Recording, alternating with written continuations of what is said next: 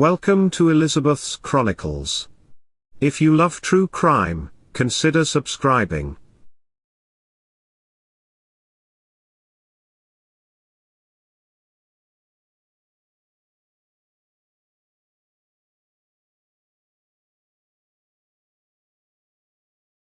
Today we are going to look into Nichol Kessinger. Should she be investigated more thoroughly?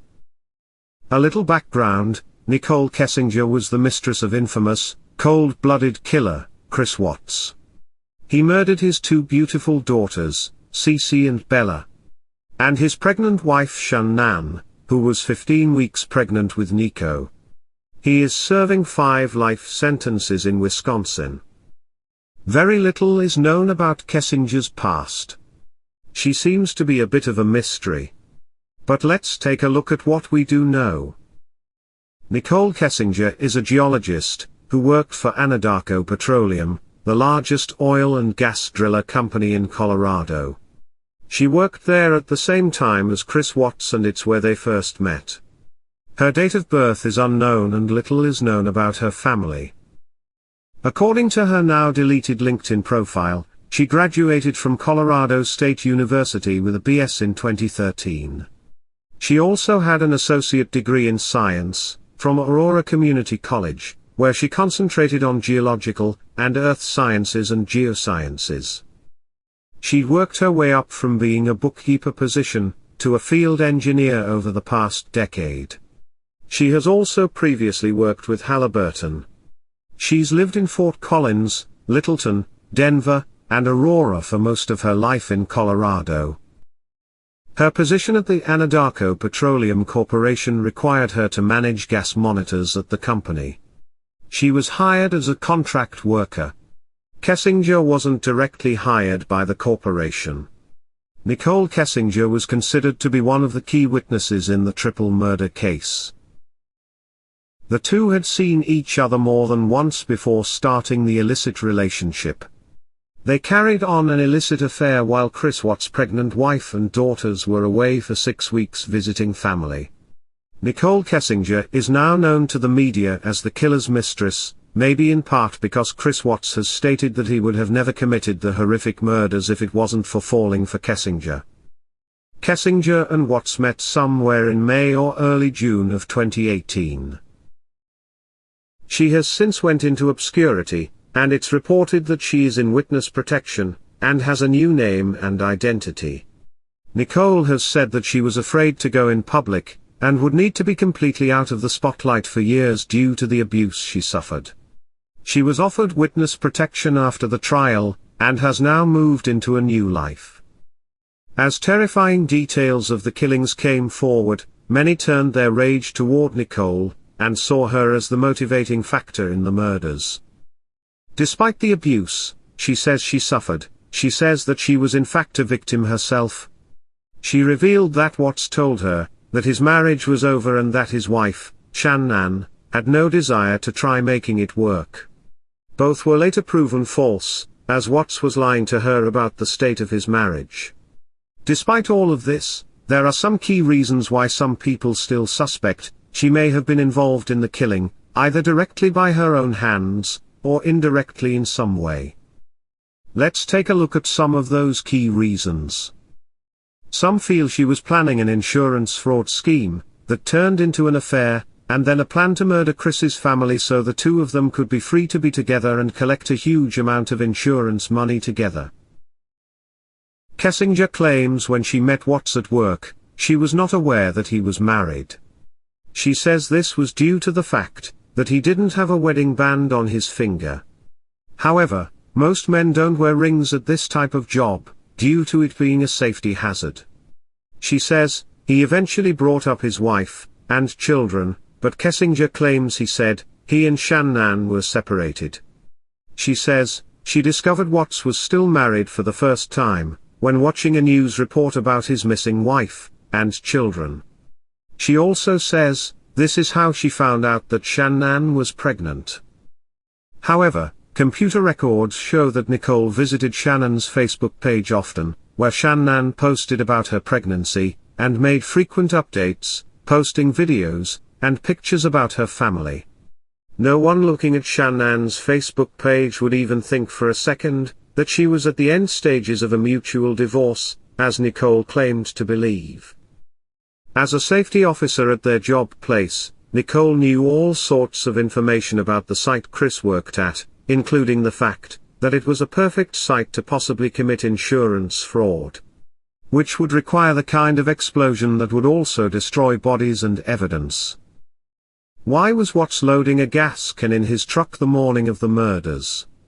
When asked about the gas can, he wasn't clear about what it was for.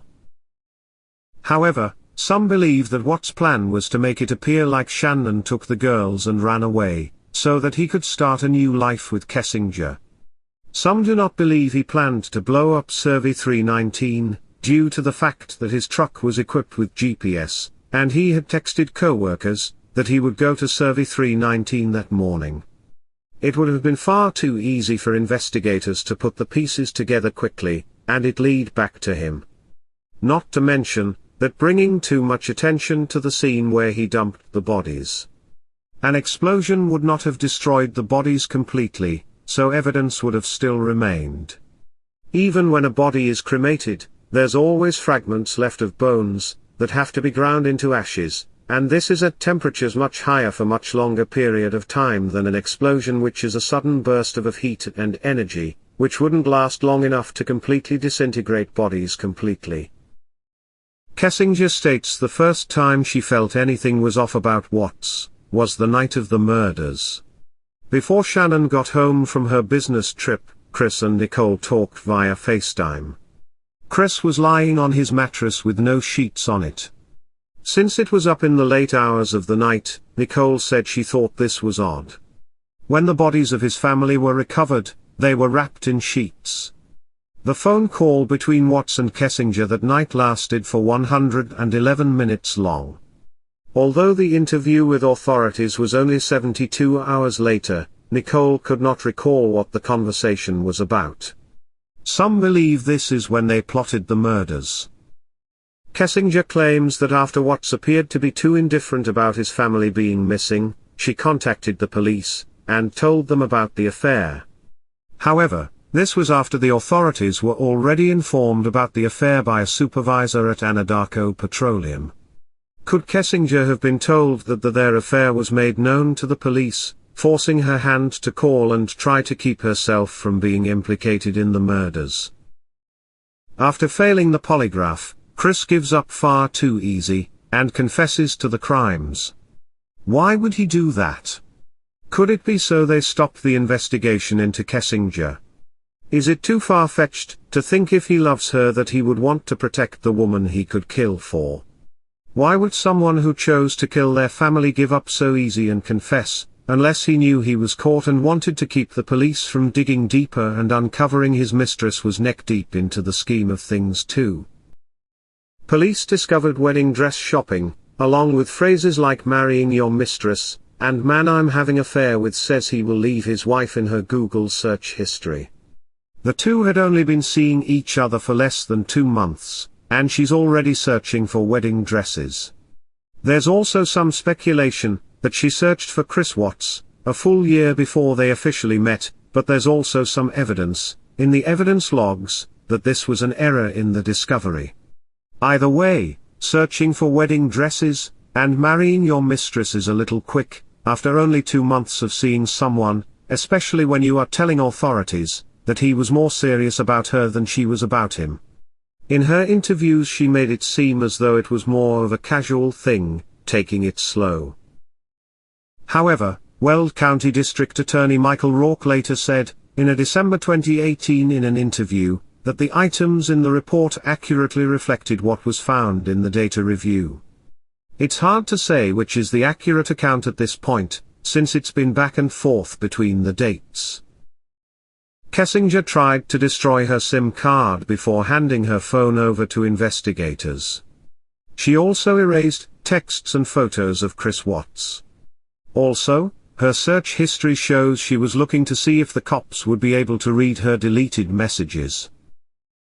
Furthermore, Nichol Kessinger has no alibi for the night and morning when the murders were committed. And, Phone records reveal that Nichol and Chris stayed constant contact the night before, morning of, and day following the murders. Kessinger Googled Amber Fry's net worth. Amber Fry was the mistress of Scott Peterson, who was convicted of murdering his pregnant wife, Lacey Peterson, and is serving life without parole. This search was done after the murders and after she knew Watts was involved. In the interview Kessinger gave to CBI agents, she didn't want to give them contact info for her friend Jim, who she said was visiting her the day of the murders. "Leave Jim alone. Leave Jim alone," Kessinger told the CBI agents after they asked for Jim's phone number. "Jim doesn't need to be wrapped up in this," she continued. Why didn't she want police to contact Jim if he could verify things? Is it possible that he knows something more? Or is it, as she says, to keep him out of things because he's such a good friend? Kessinger was speaking with Chris Watts, on the phone, for 111 minutes, just hours before Shannon returned from Arizona. Kessinger also made a 1-minute call to her friend, Jim Gutowski, at 6:16 a.m. The call was made from Frederick, Colorado, on the morning of the Watts family murders. During the interrogations with Kessinger, Frederick, Colorado detectives, and Weld County prosecutors, did not ask Kessinger those questions. Many believe that Nichol Kessinger needs to be investigated further, to determine if she was involved with Watts in the murders. Frederick was where Chris Watts and his family lived. Why would Kessinger's phone be pinging in their town when she lives over 20 miles away? Furthermore, a neighbor has said that she saw a gray truck near the home of the Watts in the early morning hours. Could this have been Kessinger's truck? Watts conversed with author Sherlyn Cadle in letters and interviews for her book, Letters from Christopher. Watts wrote in a letter to Cadle that Nichol wanted to give him his first son, so he felt that he had to get rid of the baby that Shannon was carrying. He gave his pregnant wife oxycodone when they were at her family's house, in an attempt to lose the baby. However, it only made her sick. Shannon's mother later spoke about how cold and uncaring Chris was when Shannon was sick during that time. After he murdered his family, Watts recalled feelings of being light and free. Free to be with his soulmate.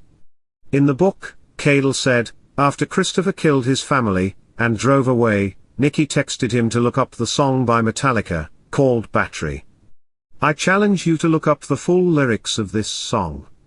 I find it interesting that we should believe it's only a coincidence. Keep in mind, the tanks in which Watts dropped his 2 daughters into were called batteries. These are the lyrics Kessinger told Watts to look up. Smashing through the boundaries. Lunacy has found me. Cannot stop the battery. Pounding out aggression. Turns into obsession. Cannot kill the battery. Cannot kill the family. Battery is found in me battery. As Cadle states in her book, this is almost hard to believe it's sheer coincidence. Especially when this was just moments after he killed his entire family, and put their bodies in batteries. I do have to mention that Sherlyn Cadle has been accused of plagiarism in the book, Letters from Christopher. However, the parts that were accused of plagiarism were not the letters themselves, but the actual thoughts and feelings of the writer, which appears to have been plagiarized from author and Kay Howard's book about serial killer, William Devin Howell. During the workday the day following the murders, at around 3:45 p.m., Chris texted Nichol and said his family was gone, and he asked her what she thought he should do with the Shannon's wedding ring that she had left behind. Nikki suggested he pawn it. Why pawn something, if someone is just off clearing their head for a bit at a friend's house? There's actually a Change.org petition with over 11,000 signatures, pushing for Nichol Kessinger to be investigated further. Watts told Cadle, feelings of my love for her was overcoming me, before later adding, I felt evil, swallowed up, by this thing inside of me. I felt like I could kill anything, and be justified for doing it. Is Watts trying to lessen his blame, and shift it to someone else? Or did Kessinger talk him into it by constantly pressuring him to leave his wife? Pushing the fact that she wanted to give him his first son. Not to mention, attempting to go on eHarmony dates to make him jealous. Or was she directly involved, since we know her cell phone pinged in his area early in the morning of the murders? Or was this just her driving by on her way to work? When Chris Watts confessed, all investigations stopped. They had their man. One has to wonder if there's a little more to the whole thing. Should she be investigated? What do you think? That concludes this episode. If you want more true crime, consider subscribing. Thanks for watching.